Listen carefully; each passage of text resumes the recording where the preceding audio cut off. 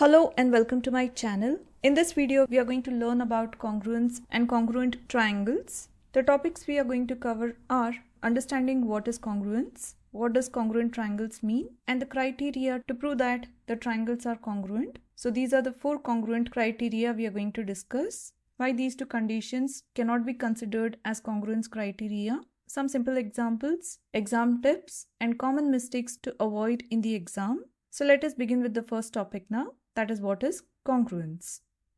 So let us first understand what is congruence. So two shapes are said to be congruent if they are exactly the same. That is, they should have same shape, same size, same lengths, same angles. For example, they have same radius, same dimensions, and so on. So they should be identical. They should look the same. And remember that the congruent shapes can be rotated, they can be reflected, or they can be translated. So they will look exactly same after doing all these transformations as well. So here we have taken the first example as two circles. So here you can see that both the circles are of the same radius. That is, the radius of this circle is 3 and the radius of this circle is also 3. So these two circles will become congruent. If we were going to draw a circle of radius 4, then that circle is not going to be congruent to these two circles because the radius has changed. The second example we have taken here is two triangles.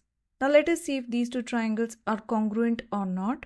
So we can see that the length of AC is 5 in this triangle ABC and the length of DF is 5 in the triangle DEF. So these two sides are same.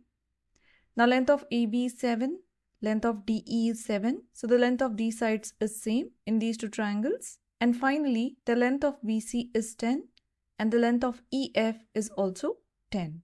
Now since the dimensions are same in these two triangles, their corresponding angles are also going to be equal. So we are going to say that these two triangles are congruent. And when we are writing the congruent symbol, it is going to be like you have to write equal to sign, and on top of that you are going to write a symbol that looks like S. So this represents the symbol for congruency. Now the third example is a right-angled triangle. So we can see two right-angled triangles. And let us check if they are congruent. So here the hypotenuse, which is always opposite to the 90-degree angle, is 5 in this triangle. And here also the hypotenuse is 5 because it is opposite to the 90-degree angle. Now one of the side length is 3 and here also the side length is 3. So these two triangles are congruent. Now this is the fourth example where we have taken a parallelogram and this is the second parallelogram. So we have reflected these two. So as we know, reflection, rotation, and translation all are accepted under congruence. So if you are reflecting this parallelogram, these both become congruent. We can rotate this parallelogram and get it in this way. Still these three are congruent to each other. Or we can translate it. Translation is shifting, that is shifting right or left, up or down. Since the dimensions and angles have not changed, they are all congruent to each other. Now you have to note that stretching or dilations or compressions, enlargement do not fall under congruence because stretching changes the dimensions and angles of the shapes. So stretching does not fall under congruence. Now let us look at the congruency conditions. That is, when can we say the triangles are going to be congruent? So in order to prove that the two triangles are congruent, we have to satisfy one of the four very important criteria, starting with side, side, side congruency criteria. Now according to this criteria, if all the three corresponding sides of the two triangles are equal or are same, the triangles are said to be congruent. So here we have drawn two triangles, as you can see, that is triangle ABC and triangle DEF. Now here the length of the side AC, which is 8 units, is equal to the length of the side DF, that is 8 units from this triangle, and the length of AB, which is 9, is equal to length of DE from this triangle, and the side BC from triangle ABC, which is 10 units, is equal to the side EF from the triangle DEF. Since all the three corresponding sides are equal from these two triangles, we call them as congruent triangles. So here we have written triangle ABC is congruent to triangle DEF, that is by side, side, side congruency criterion. And the reason is only one triangle can be formed, that is only one type of triangle can be formed with three fixed side lengths. So if you take these three side lengths, then you should get the same shape or same kind of triangle. So this is the first important criterion. Let us look at the second one now. So the second important criteria or condition is side angle side, that is SAS criterion. If two sides and the included angle are equal, the triangles are said to be congruent. This is very important, that is two sides and the included angle. So you have to make a note over here, that is the angle must be between the two equal sides. So let us try to understand this. Here we have drawn two triangles, as you can see, that is XYZ and PQR. Now here the length of XY is 14 and here the length of PQ is 14. So the side XY corresponds to the side PQ from the triangle PQR. Similarly, the length XZ is 17 from the triangle XYZ and the length PR is also 17 from the triangle PQR. So the length XZ corresponds to the length PR. Now there is an angle made between these two given sides, that is 28 degree. So this angle is called as the included angle between the two given sides. So in triangle PQR, the same angle, that is 28 degrees, is made between the two given sides. So SAS means side, there is an angle and there is a side. So the angle has to be sandwiched between the two given sides. So when we are being asked to prove that these two triangles are congruent or not, we are going to say that the side XZ is equal to side PR, angle X from triangle XYZ is equal to angle P from triangle PQR, and the side XY is equal to side PQ. So side, angle, side. So we are going to write that the triangle XYZ is congruent to triangle PQR by SAS Congruence criterion. The third condition or criteria is angle, side angle, that is ASA criterion. It states that if two angles and the included side are equal, the triangles are congruent. Now under this condition, the side has to be sandwiched between the two angles. So let us try to understand this. So here we have taken two triangles, ABC and DEF. Now we have taken angle C as 20 and angle B as 35 degrees. Similarly, in triangle DEF, we have taken angle F as 20 degrees and angle E as 35 degrees. So two angles are same from these two triangles. And we have taken the side BC as 14 units and this side is in between these two angles. Similarly, the side EF is also being taken as 14 units between the two angles. So in these two triangles, we can see that two angles are same and then the included side is also same. So we call these two triangles as congruent triangles. So when we are trying to prove that these two triangles are congruent, we are going to first write the angle, that is angle ACB from triangle ABC is equal to angle DFE, that is 20 degrees. And then we are going to write the side, that is side BC is equal to side EF.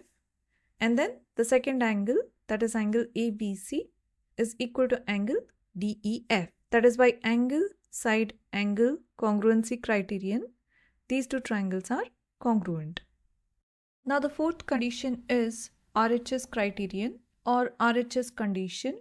So R represents right angle, H is hypotenuse and S represents side of this right angled triangles. Now this condition only applies to right angled triangles, not to all triangles. So the triangles are said to be congruent if they have a right angle, they have equal hypotenuse lengths and one corresponding side should be equal. So if you want to apply this congruency, then these three conditions need to be applied. So here we have drawn two right angled triangles. Now let us see if they are congruent or not. So we have a right angle at point O in triangle MON and we have a right angle at point B in triangle ABC. So the first condition is satisfied.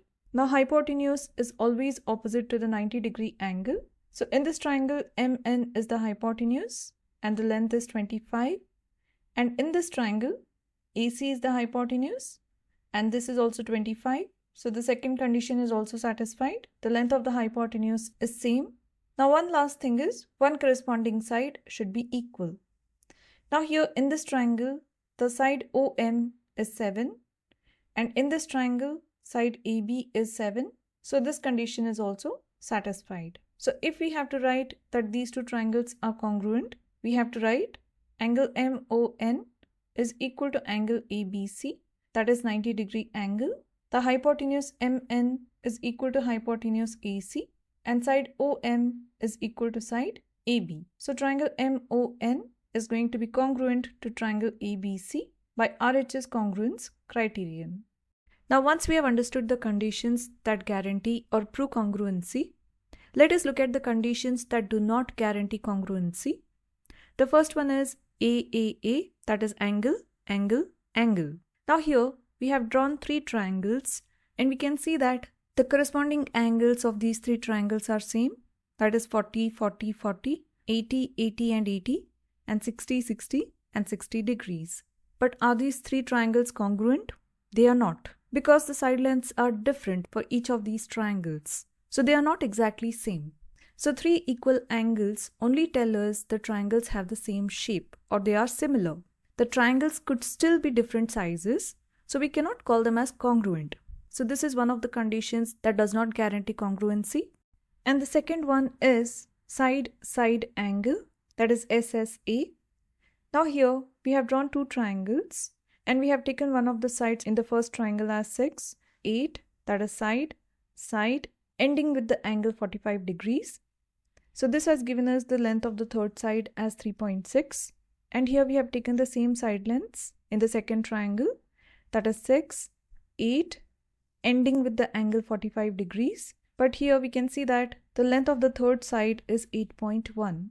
So these two triangles are not congruent. They are not exactly same. So knowing two sides, that is these two sides, and a non-included angle, which means the angle is not in between the given two sides, can produce two different triangles. So this is also called as an ambiguous case. Ambiguous means not very clear. So these are the two conditions you have to remember, that is SSA and AAA, that does not guarantee congruency. Now this is a quick summary. So let us see the condition and let us find out whether it guarantees congruency or not. So SSS, that is side, side, side condition, it guarantees congruency. Side, angle, side, yes, it guarantees congruency. Angle, side, angle, guarantees congruency. Right angle, hypotenuse and one of the corresponding sides, this also guarantees congruency. Angle, angle, angle, it does not guarantee congruency. And side, side angle does not guarantee congruency. Now let us look at some simple examples. Three corresponding sides are equal. Can we conclude the triangles are congruent? So what do you think about these triangles? Are they congruent? So yes, the triangles are congruent by side, side, side congruency criterion. Two sides and the included angle are equal. It's like these two sides are given, for example 6 and 8, and the included angle is over here, that is in between the given two sides. So two sides and the included angle are equal in the two triangles. So can we conclude the triangles are congruent? If so, which is the condition you are going to apply here? So yes, the triangles are congruent, and the reason or the condition is side, angle, side congruency criterion. Both triangles are right angled. The hypotenuse and one side are equal. Can we conclude the triangles are congruent? If so, which congruency criterion we can apply here? Yes, these two triangles are going to be congruent, and that is by right angle, hypotenuse and side congruency criterion. One last example. Only three angles are equal. Are the triangles congruent? No, they are not congruent, because we have seen that this comes under angle, angle, angle condition, and it does not guarantee congruency, but the triangles can be similar, not necessarily congruent. Now this is a small exam tip. Always write the congruency condition when giving your answer. So for example, instead of writing the triangles are congruent, just mention the condition as well. That is, for example, the triangles are congruent by SSS or side, side, side, SAS condition, etc. So this is a very important point. Keep this in your mind. And at the end of this video, just the common mistakes which you need to avoid in the exam. Using angle, angle, angle as a congruency condition. You cannot use this as a congruency condition. Using SSA as a congruency condition. Do not do that. you need to prove that the triangles are congruent by using only 4 congruency conditions, which we have discussed, forgetting that SAS requires the angle to be in between the two sides. So most of the students forget that if this is a side like 7 and 5, the angle should be in between the two given sides, forgetting that ASA, that is angle side angle, requires the side to be in between the two angles. So for example, if we have these two angles given to us, then the side should be in between these two angles. So the side is going to be 8, for example. So this becomes angle, side, angle. Forgetting right angle hypotenuse side only works for right angles. Most of the students apply this for regular triangles. You should not. It applies only for right angled triangles. I hope all the points are clear to you, and if you found this video useful, then check out this playlist where you'll find more exam style questions along with past paper questions on this topic. And if you're liking my videos, like, share and subscribe to my channel. And thank you for watching.